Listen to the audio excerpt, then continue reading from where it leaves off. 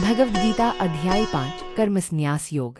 श्लोक 21 से 29 संस्कृत हिंदी अनुवाद व अर्थ। श्लोक 21 बाह्य स्पर्शेष्वस्तात्मा विन्दत्यात्मनि यत्सुखम स ब्रह्मयोगयुक्तात्मा सुखमक्षयमश्नुते 5:21।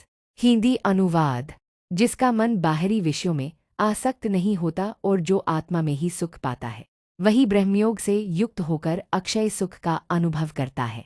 अर्थ सच्चा सुख बाहरी वस्तुओं में नहीं, आत्मा में है। श्लोक 22 यही संस्पर्शजा भोगा दुख योनय एवते आद्यंतवंतः कौन्ते न तेषु रमते बुधः 5:22। हिंदी अनुवाद। हे कौन्तेय, जो सुख इंद्रिय विषयों से प्राप्त होते हैं वे दुख का कारण है, क्योंकि उनका आदि और अंत होता है। ज्ञानी व्यक्ति उनमें आनंद नहीं लेता। अर्थ इंद्रिय सुख अस्थायी है, इसलिए ज्ञानी उनसे दूर रहता है। श्लोक 23 शक्नोति हैव यह सोढ़ूं प्राक् शरीर विमोक्षणात् कामक्रोधोद्भवन वेगन संयुक्तः स सुखी नरः 5:23। हिंदी अनुवाद। जो मनुष्य शरीर त्यागने से पहले ही काम और क्रोध से उत्पन्न वेग को सहन कर सकता है, वही योगी और सुखी है। अर्थ काम और क्रोध पर विजय पाने वाला व्यक्ति सच्चा सुखी होता है। श्लोक 24 योऽन्तः सुखोऽन्तरारामस्तथान्तर ज्योतिरेव यः स योगी ब्रह्मनिर्वाणं ब्रह्मभूतोऽधिगच्छति 5:24। हिंदी अनुवाद। जो व्यक्ति अंतःकरण में सुखी है, अंदर ही आनंद लेता है और अंदर ही ज्योति प्रकाश देखता है, वही योगी ब्रह्मनिर्वाण मुक्ति को प्राप्त करता है। अर्थ अंदर की शांति ही मुक्ति का मार्ग है। श्लोक 25 लभन्ते ब्रह्मनिर्वाणं ऋषयः क्षीणकल्मषा छिन्नद्वैधा यतात्मानः सर्वभूतिते रताः 5:25। हिंदी अनुवाद। जिन ऋषियों के पाप नष्ट हो गए हैं, जिनका संदेह समाप्त हो गया है और जिनका मन संयमित है तथा जो सब प्राणियों के हित में रत रहते हैं, वे ब्रह्म निर्वाण प्राप्त करते हैं। अर्थ निर्मल हृदय, संयम और परहित भाव से ब्रह्म में लय होता है।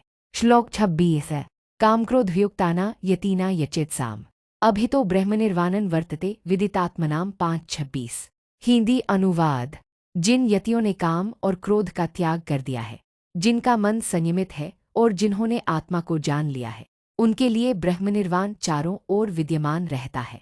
अर्थ कामक्रोध से मुक्त योगी हर समय मुक्ति का अनुभव करता है। श्लोक 27 स्पर्शां कृत्वा बहिर्बाह्यांश्चक्षुश्चैवान्तरे भ्रुवो प्राणापानो समो कृत्वा नासाभ्यन्तरचारिणो 5:27। हिंदी अनुवाद। बाहरी विषयों को बाहर रखते हुए, दृष्टि को भ्रूमध्य में स्थिर करके और प्राण तथा अपान वायु को नासिका के भीतर संतुलित करके योगी साधना करता है। अर्थ योग में इंद्रियों को नियंत्रित करके प्राण का संतुलन आवश्यक है।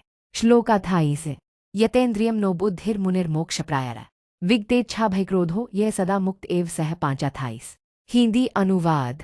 जिस मुनि ने इंद्रियों, मन और बुद्धि को वश में कर लिया है, जो मोक्ष के परायल है, जिसकी इच्छा, भय और क्रोध दूर हो गए हैं, वह सदा मुक्त रहता है। अर्थ इच्छा, भय और क्रोध रहित व्यक्ति ही वास्तविक मुक्ति को प्राप्त करता है। श्लोक 29 भोक्तारं यज्ञतपसा सर्वलोकमहेश्वरम् सुहृदं सर्वभूताना ज्ञात्वा मां शान्तिमृच्छति 5:29। हिंदी अनुवाद। जो यह जानता है कि मैं सभी यज्ञ और तपस्याओं का भोक्ता हूँ, सभी लोकों का महेश्वर हूँ और सभी प्राणियों का सुहृद मित्र हूँ, वह शांति को प्राप्त करता है। अर्थ जो व्यक्ति भगवान को सबका स्वामी और मित्र मानता है, उसे शांति और मुक्ति मिलती है। अध्याय 5 का सार। कर्मसन्यास और कर्मयोग दोनों मुक्ति के मार्ग हैं, पर कर्मयोग श्रेष्ठ है। ज्ञानी और योगी फल की आसक्ति छोड़कर ब्रह्म में स्थित रहता है। जो सुख दुख, लाभ हानि में समान है और अंदर की शांति को जानता है, वही मुक्त होता है।